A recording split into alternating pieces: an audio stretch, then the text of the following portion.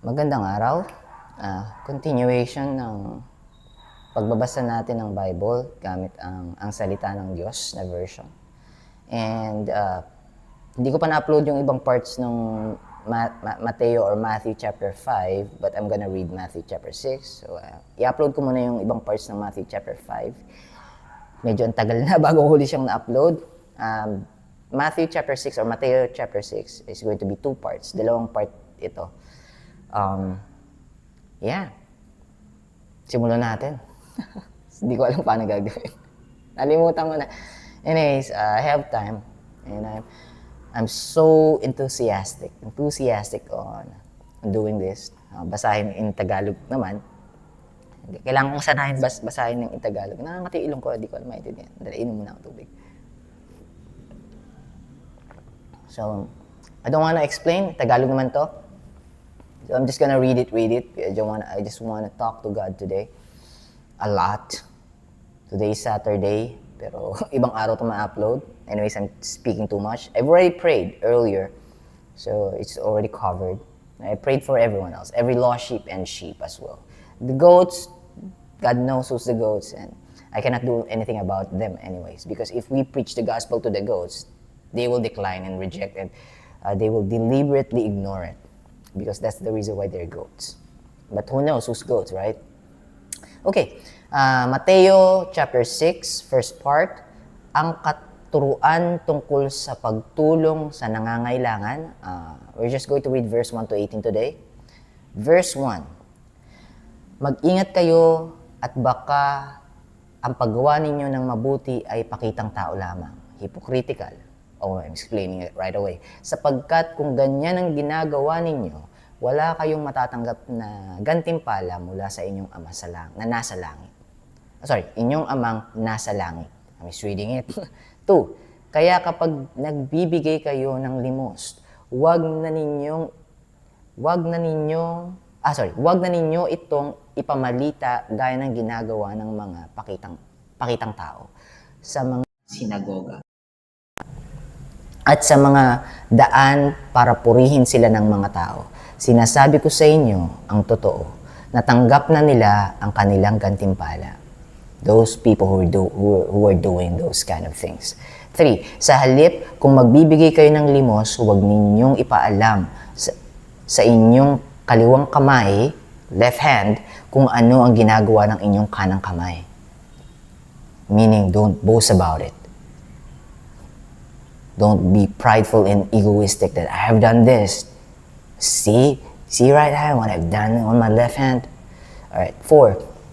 Upang maging lihim ang pagbibigay ninyo at ang inyong amang nakakakita sa ginagawa ninyo ng lihim ang siyang gagantimpala sa inyo. Ang katuruan tungkol sa panalangin. Alright. May connecting verses sa Luke chapter 11 verse 2 and 4. Verse 5. Kapag nananalangin kayo, huwag kayong tutulad sa ginagawa ng mga pakitang tao. Gustong-gusto nilang manalangin ng nakatayo sa mga sinagoga at sa mga kanto ng lansangan para makita sila ng ibang tao. Sinasabi ko sa inyo ang totoo, natanggap na nila ng buo ang kanilang gantimpala. What they deserve, they got it already. As our Lord Jesus Christ is telling us. Or reminding us here, reminding the people he's talking, this is the Sermon on the Mount. So this is actually talking to us as well. Because why has it been written? Why does it, I cannot construct in English. Why is it written? That's the simplest way I can put it. If it's not going to speak unto us. It doesn't need to be written if it's not going to talk to us right now. Our Lord Jesus Christ will just say it to them. But why the scribes and the apostles wrote it down? Because it is intended to reach us and all the people looking for the lost sheep and the sheep. Oh my, I'm explaining too much. Sorry. Alright. Verse 6. Sa halip, kapag mananalangin kayo, pumasok kayo sa inyong kwarto at isara ang pinto at saka kayo manalangin sa inyong amang hindi nakikita. your Father, God the Father, you cannot see. Hindi nakikita at ang inyong amang nakakakita sa ginagawa ninyo ng lihim ang siyang gagantimpala sa inyo. 7. At kapag nananalangin kayo, huwag kayong gumamit ng maraming salita na wala namang kabuluhan, tulad ng ginagawa ng mga hentil. Akala nila'y pakikinggan sila kung marami silang sinasabi. 8. Huwag nyo silang gayahin dahil alam na ng inyong ama kung ano ang kailangan ninyo bago pa man kayo humingi. God knows all about what we need before we ask. 9. Kaya manalangin kayo. Why are we going to pray? Why God wants us to pray? Because that is going to make us and let us to get closer to God. Keep that in mind. Kaya manalangin, verse 9, kaya manalangin kayo katulad nito, Ama naming nasa langit, sambahin nawa ang inyong ngalan. 10, dumating nawa ang inyong kaharian at sundin nawa ang inyong kalooban dito sa lupa katulad ng sa langit. 11, bigyan nyo kami ng aming pagkain sa araw-araw. This is not only talking about the food, it's also talking about the bread, the Word of God. It's kind of deep. It's kind of deep, guys. But if you've started to think heavenly things, you'll be able to get what that verse means. 12. At patawarin niyo kami sa aming mga kasalanan, tulad ng pagpapatawad namin sa mga nagkakasala sa amin. 13. At huwag niyong ipahintulot na kami matukso, kundi iligtas niyo po kami sa masama. Sapagkat inyo ang kaharian at ang kapangyarihan at ang kaluwalhatian magpakailanman. Amen. Verse 14, kung pinapatawad ninyo ang mga taong nagkakasala sa inyo, papatawarin din kayo ng inyong amang nasa langit. 15, ngunit kung hindi nyo sila pinapatawad, hindi rin kayo papatawarin ng inyong ama. This is a rebuke towards myself because last Sunday, my heart is full of hate and anger. Slowly but surely, I'm beginning to remove that kind of feelings inside my heart. And God is reminding me right now, rebuking me on this verse. Okay, got it. Heard you, Father God. Okay, few more verses. Ang katuruan tungkol sa pag-aayuno. Alright. Verse 16. Kapag nag-aayuno kayo, huwag kayong magkunwaring malungkot katulad ng mga pakitang tao, fasting ayuno. Oh, I'm fasting. It's so hard, but I'm trying to get over it. I'm trying to endure it. Don't do it. Kapag nag-aayuno kayo, huwag kayong magkunwaring malungkot katulad ng mga pakitang tao, sapagkat sinasadya nilang hindi mag-ayos ng sarili para ipakita sa iba na nag-aayuno sila. Sinasabi ko sa inyo ang totoo, natanggap na nila ang kanilang gantimpala. What they do deserve, they already got it. 17. Sa halip, kung mag-aayuno kayo, mag-ayos kayo ng sarili at maghilamos. To make yourself presentable, to hide that you're fasting. So only God can see what you're doing. So not to impress anyone else among you or that surrounds you. 18. Last verse, 8 minutes. Upang hindi malaman ng iba na nag-aayuno kayo, maliban sa inyong amang hindi nakikita, at ang inyong amang nakakakita sa ginagawa niyo ng lihim ay siyang gagantimpala sa inyo. I'm reading it. I'm messing up reading in Tagalog.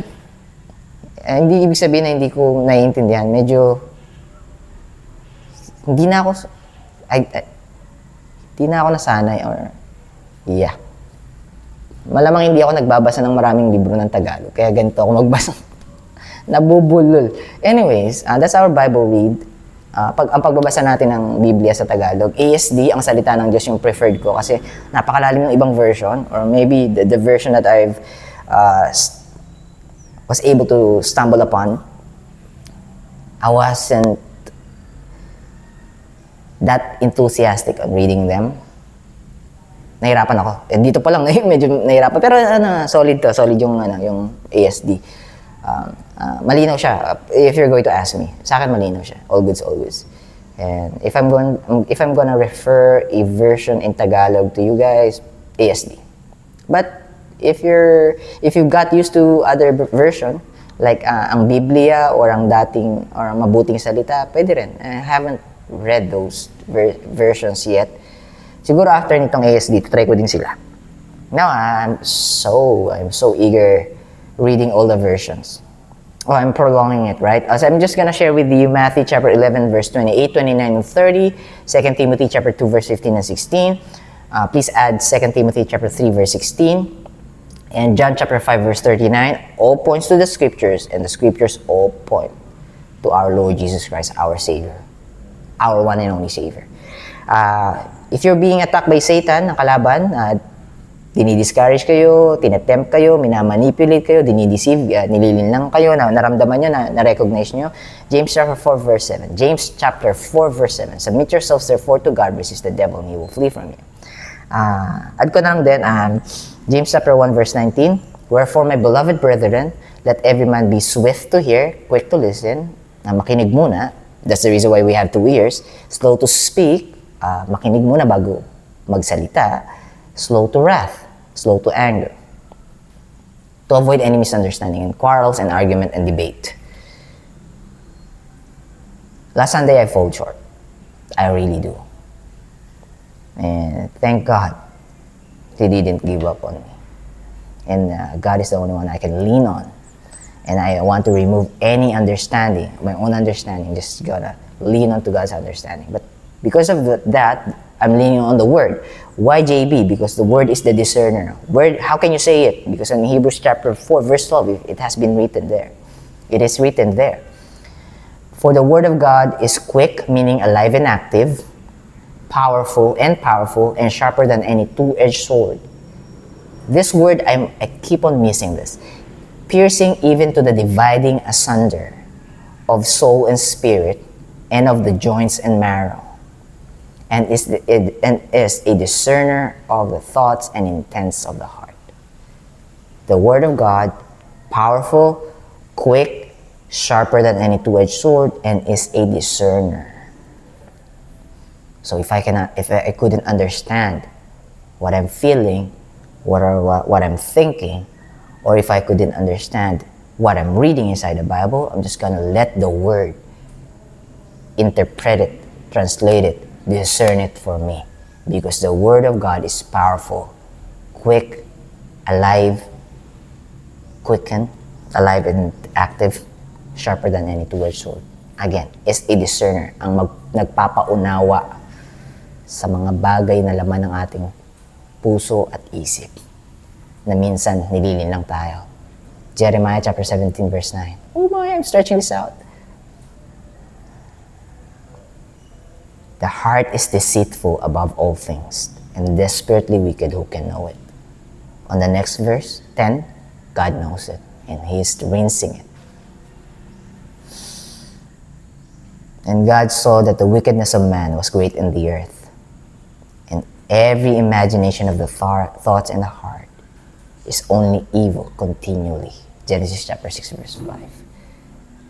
So if you cannot see that you're sinning, go back to the Word of God. God bless you guys. Keep safe. I'll be seeing you soon. Kita-kita tayo ulit.